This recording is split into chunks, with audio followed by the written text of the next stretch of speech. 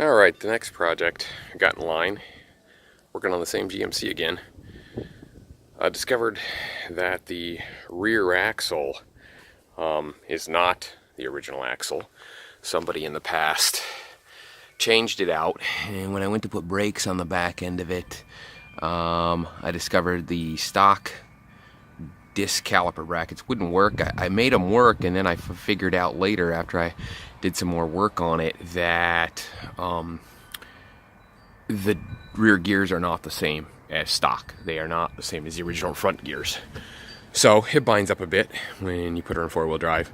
So I've got a new rear axle coming from the junkyard. Should be delivered today. So I'm going to get this one out. Got both tires off here. And I've unhooked everything. I'm going to show you. I didn't have a good spot to set up to videotape that, but I'm going to show you what we got going on here. So the first thing I did was take off the shock mounts, the lower bolt for the shocks. There's one on each side, and that happens to be 21 millimeter. Disconnect your drive shaft U-joint there and just let your drive shaft set down there. Careful the caps on the U-joint, they like to fall off, especially if it's a little older, doesn't have a lot of grease in it to hold it on. So the drive shaft U-joint bolts are 7/16, and there is in the center a brake line fitting.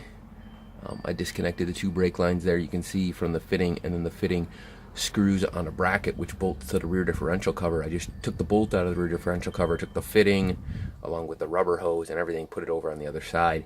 I clamped that rubber hose off with a pair of vice grips just to keep the fluid from draining out of the reservoir. The bolt on the rear differential cover is a 13 millimeter back there. And then once you get all that done, the only thing you got left are these four bolts holding the U-joints, or U-bolts on each side, these big U-bolts that hold the axle to the spring pack. And those are also 21 millimeter. So you loosen those four nuts that are on the bottom of there. And now I'm ready to lower it down. I got a jack stand positioned underneath the front of the differential because that's heavier up there. It's going to want to tip forward and fall off my jack. I also obviously have a jack stand on this side and a set of blocks on that side because I couldn't find the right setup to make my jack stand work, but that's to catch the body of the truck. Obviously when I start lowering this down, the body's going to lower with the axle, and I want the body to stay up so the axle drops out. Now next I'm going to actually put the wheels back on with a few lug nuts, so when I lower this down I can literally roll the axle out on the wheels. Well, the tires on there didn't work simply because the tires ran into the fenders. The body's not up high enough.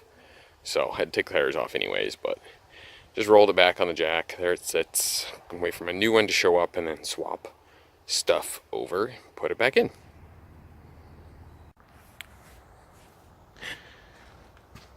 So here's my new axle. Came in, of course. Showed up real late yesterday. This is the junkyard axle that I picked up. Which is the right gear set. So it's got 373 gears in the back of it. There's the one I pulled out. Took the brakes off of it because they're all brand new that I bought for it. And I'm going to be dropping these brakes off of this and just putting all the brand new stuff on here so that I have all brand new everything on the back of this. And then we mount it up in the truck. So let's see how that goes. I'm going to take this one, set it on a couple of jack stands, pull that differential cover off, pour all that old fluid out, put some new fluid in, and all that before I get it up in the truck. I got all the brake put on my junkyard reaxle, and I discovered that I got lucky with this one. This one happens to have the factory option of an Eaton locker right in the middle there of that center part of the differential. So I believe this is code G20. If you're looking at body codes, will specify in a truck, it specifies that it has an Eaton locker. If it's a car, that G20 code specifies it has a limited slip, but this is a locker, and I'll try to show you how this works if I can hold everything. I'm going to hold the input shaft or the pinion shaft on this differential and spin one brake over here, one axle. You can watch that center part there spin right there. See that part spins? And it's got the locking dogs on it. So if we spin this fast enough, it'll lock. I'll try to get a hold of it here and spin it.